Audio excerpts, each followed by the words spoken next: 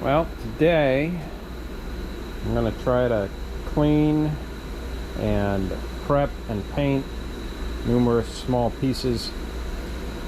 And the biggest challenge is always trying to figure out where to start. So I'm going to just start grabbing things that can go in the washing machine, and then some things will need to get sandblasted and others shot blasted. And I'm going to start with these coil springs, take the insulators off the top.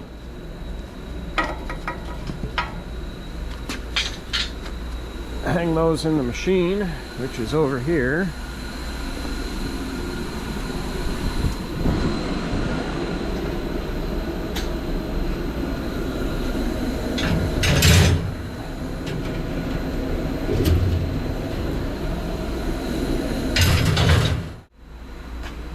So I dug out these two pieces, and to tell you the truth, I don't know what they're for or where they go. It's got a sticker on it. These were something somebody else had taken apart. Left something. Fan? Front? I don't know. Anyway, I'm going to clean them up. You know, it wouldn't surprise me if they go for the side mount spare tires. And I don't think I'm going to be using side mounts on this. But I'll clean them up anyway. So these pieces, they seem to be clean enough that they could just go right into this machine here. This is a shot blast machine, kind of like a sandblaster, but the media is this little tiny steel balls, and it does a good job on cleaning off rust and scale and things like that. It works really good and really fast too. So it's got this cage, like barrel, that everything goes in, and you see this kind of silver look. That's how everything comes out looking. Which ideally, after it goes through here, it ought to go in the sandblaster, because if I'm going to paint it, this shot blasting kind of polishes the surface a little bit, makes it smooth. You don't want a smooth surface for paint to adhere to. So from here, after they're done, they'll go in the sandblaster.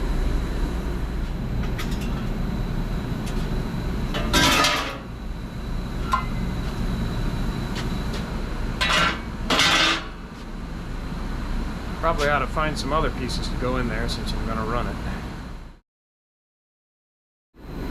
So I have the transmission here, and what I'm going to do is take the transmission off the cross member, take these mounts off, and that'll go in there with the other two pieces.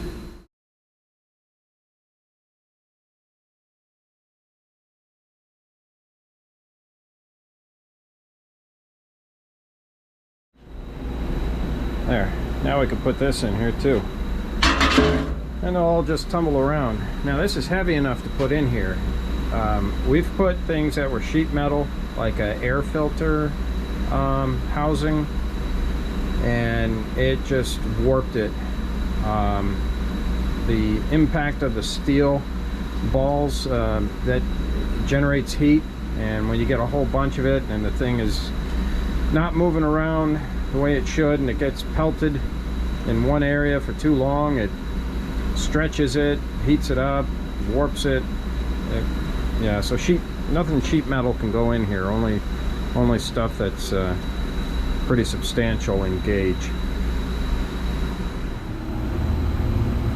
So what I have to do first is turn on the exhaust fan, and if you look way up there's a big tube, runs the length of the shop, and it's hooked up to a few places, but it's also hooked up, you can see this pipe comes down right into here, and you know, because this stuff generates dust, quite a bit of dust, and it goes outside. It's just rust dust. It's not like an environmental concern. So turn on the fan, close up the shot blaster.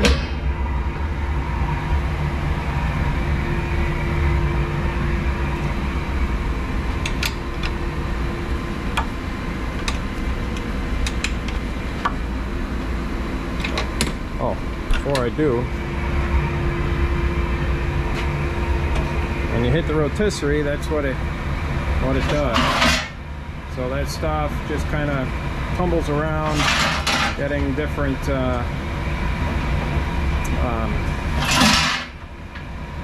parts exposed, because there's a big paddle wheel in the bottom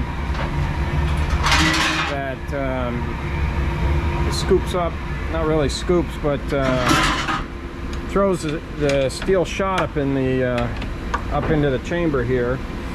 And you know, so far it works pretty good. Okay, so we'll set the time. I'll give it about 15 minutes, and then turn on the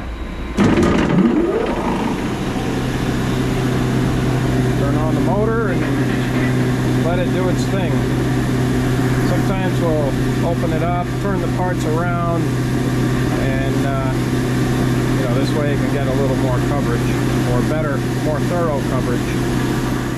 We have a variable force drive on the wall here that controls the overhead exhaust, and being it's like 20 degrees out, I'm going to turn this down, because what it does is it tends to suck heat out of the shop. It goes up to about 60, and we're gonna run it maybe a little less than half. All right, let's take a look and see what we got. It's a little bit of a struggle to open this thing up sometimes, because the steel shock gets wedged in there.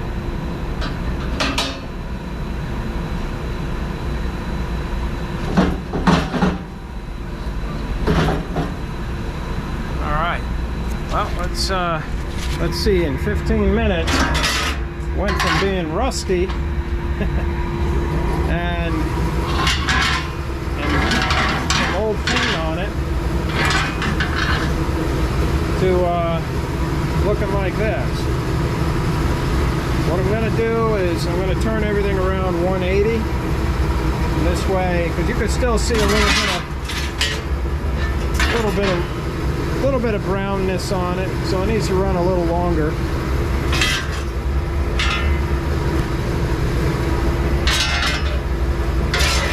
Set those things there, and oh yeah, this one needs to go that way. Okay.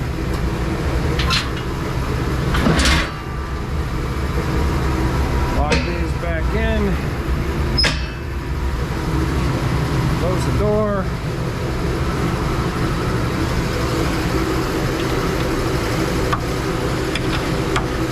Turn on the rotisserie, set the time for another 15 minutes.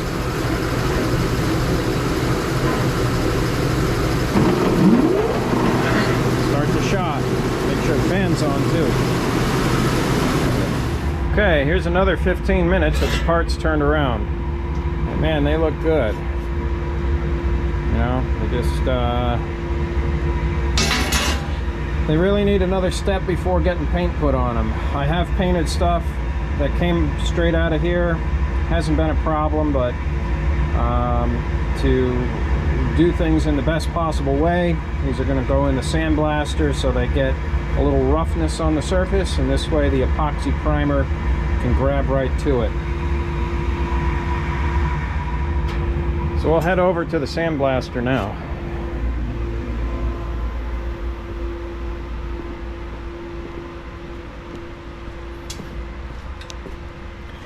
And this is also hooked up to that overhead exhaust system. Pipe goes up and connects to the main trunk of it, I guess. But anyway, here's where we are. I'm gonna put them in here. Got some other stuff. It's been living in here for years because it is on the list to be sandblasted, but that project got put on hold forever ago. Someday I'll pick back up on it. But anyway, so yeah, we're gonna do these pieces and then hang them up and spray some epoxy primer on them. So it's not the clearest view, but when I take these little lights, magnetic lights, and put them on here, it certainly helps out a lot. And one of the nice things is I won't have to spend a lot of time with my hands in here sandblasting because the bulk of the material is off. All I want to do is roughen up the surface a little bit.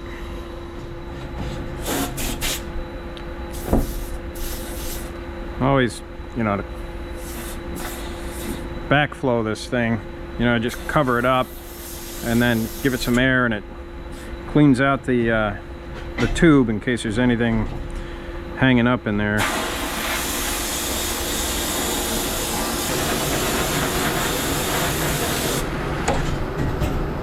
Now when you sandblast, you want to try not to have it ricochet right against the glass. I mean, there's a plastic film here that's a consumable, but you know, it's best to get it to go off and out towards the back or something,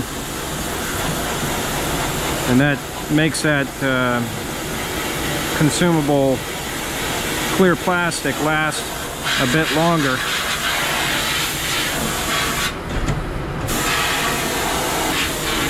Yeah, I don't know if it shows on the camera, but you could see a difference at that sheen where that it had when it came out of the shot blaster.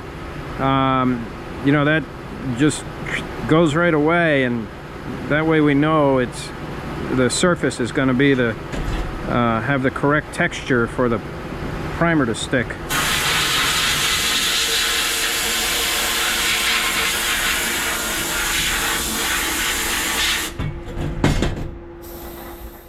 Yeah, it looks good. Nice kind of dull finish now on it. So we'll bring that over here and hang it up. So we got all three pieces hanging up here, and there's about just enough room around them to be able to paint without really worrying about too much of overspray getting on anything. Yeah, so blew them off, and listening to the guys that have the top-end shops that are willing to make some YouTube videos. You know, they say don't even wipe down the with like wax and grease remover or anything like that after sandblasting, and they say just because that metal is a bare surface, and put the epoxy primer right on it, and that's going to give the best adhesion. So we're going to use some Nason full epoxy here, and that's already in a black color, which is nice, or charcoal they call it. And then what we'll do is probably go on top of it with a probably the Sem Trim Black here. Starting off with 200 milliliters of the paint. I'm going to bring it up to 300 milliliters with the catalyst here for that 2-to-1 ratio. Easy enough. And get it mixed up, put in the gun, and I'm sure that's, well, I'm not sure, but I think that's enough paint to do all three of these things, or enough primer rather, in a couple coats. Hopefully. If not, we'll mix more. Well, I had to go to the store and get a new respirator. I couldn't find mine. I may have thrown it out since the last time I painted, but got that because you need that when, especially when spraying anything 2K.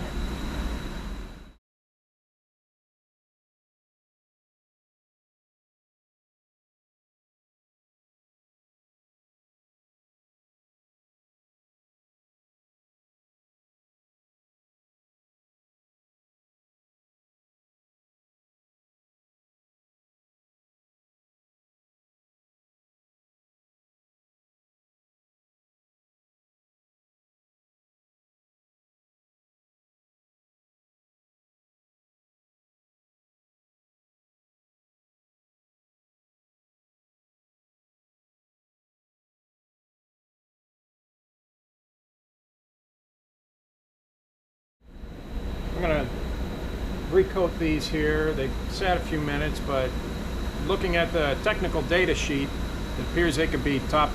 It doesn't say there's a flash point or anything for this epoxy. So I'm going to turn these upside down before I do a second coat.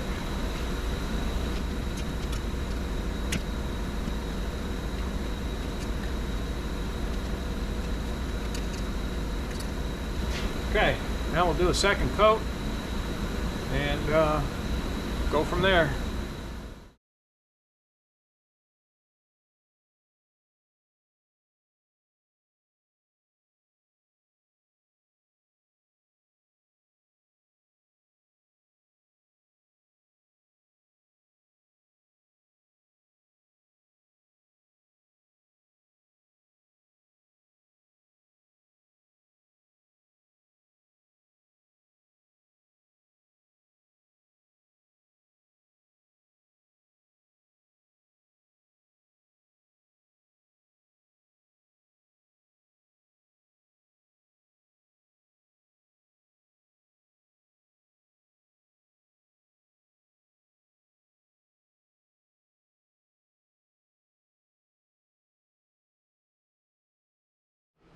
Well, it's all about trying to be thorough.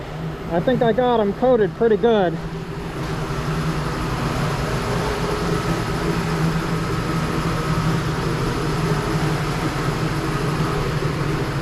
Better than they were when originally done. I have a different paint. I think I'm going to use Nason Chassis Black. I've had that for a while, and I'll probably just use that on top of the Nason primer. So I put the wet pieces over here and move the ones that are ready to top coat back over here. So I guess I'm going to mix up the chassis black. I can say not a big fan of 1K stuff. To me, the 2K stuff, anything with a catalyst is just gonna be better. But you know, this should be okay for that. I mean, especially with the epoxy underneath, it should be pretty resilient, and none of that stuff is going to be sitting in the sun. So, well, I guess I'm just going to spray it. It's a 1K, so just pour it in the gun and start spraying.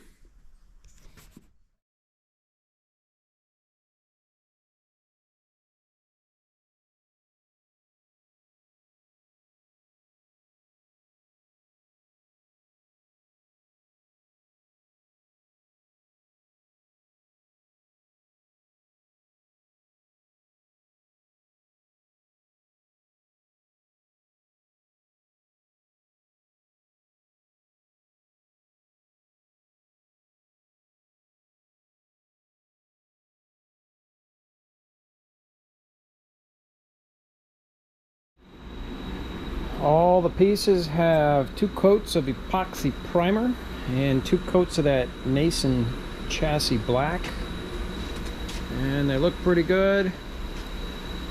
A little run here or there, you know, but it's got good coverage, so we're in good shape. You know, these will last many more decades, being they're fully protected now. Coil springs as well, it came out pretty good.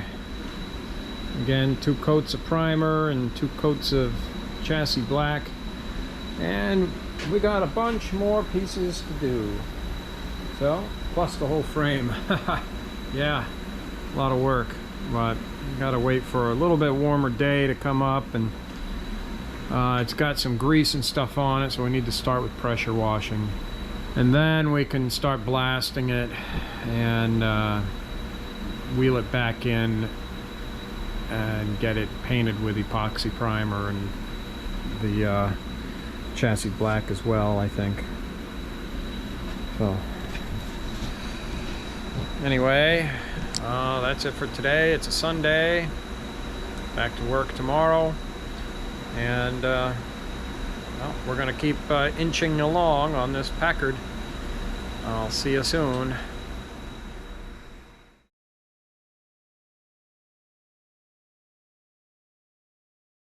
Pressure washing the frame to the Packard and getting all the gook off the rear axle as well. It's been for mid-December, it's been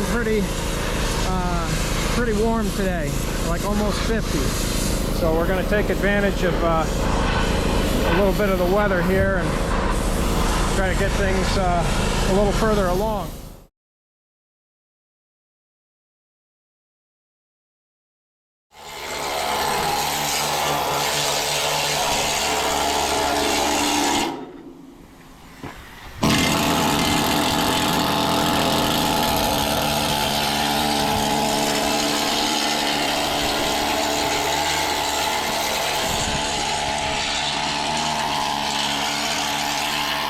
We're needle scaling the frame of the Packard because it's got some caked on oil, either old undercoating or caked on. It wouldn't come off with the pressure washer. So while it's the weather's good, we've got it outside and trying to clean it up a bit. Once we get the bulk of it off of there, then we'll hit it with the sandblaster and then prime it, paint it. A little bit of progress. Packard progress.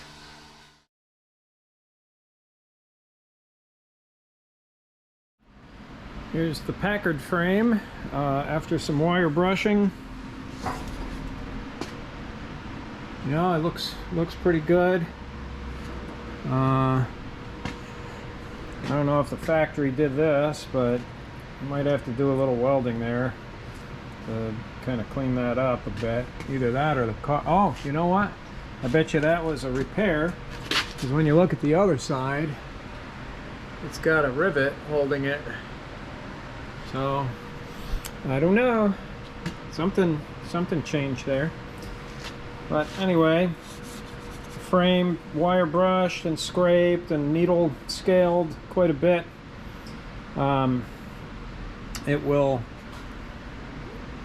It's about ready for sandblasting. You know, now that we got the bulk of the material, or I don't know, just caked on stuff and undercoating or old paint or whatever was on it, got that off. So when the weather's better, we'll take it out and sandblast it and then quickly seal it up with primer.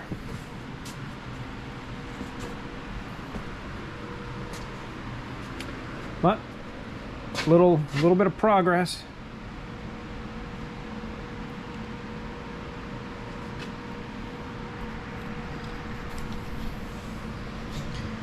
Have a Merry Christmas.